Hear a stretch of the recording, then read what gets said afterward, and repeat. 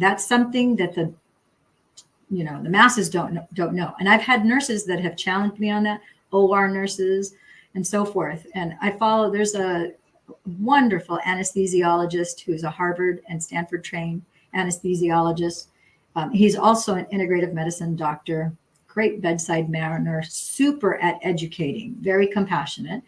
And he talks about how there are 4 things that anesthesiologists do every time they put you under.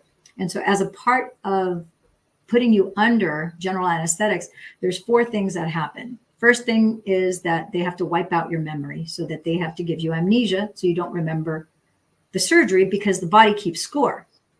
So even though you're under, your body's experiencing a trauma by being cut into because of a procedure that's being done.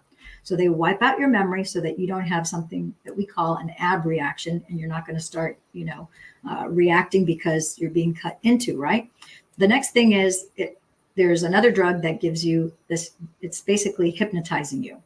The third thing is the analgesia, which is turning off your pain receptors so that you don't feel pain and you're numb during the procedure. And then the last thing is they paralyze your body, because since your body is under, a surgery is a trauma to the body, and they don't want you flailing around because that's going to obstruct and it's going to harm you, right? So they need for you to be completely paralyzed so you don't move. So in order to have the anesthetics take, they have to lower your vitals. They have to lower your respiration. When they lower your respiration, your blood pressure, your pulse, guess what?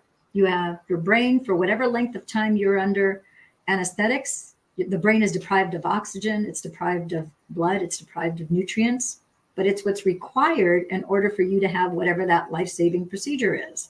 Okay, so it's not done out of malice. It's definitely not done out of ignorance. It's done because that's the optimal way of being able to put into effect surgery, right? So I had surgery when I was 5 years old. I was under general anesthetics. They operated on both of my eyes. So I know that I had a traumatic brain injury from that at 5 years of age. So obviously my entire schooling was done after that happened.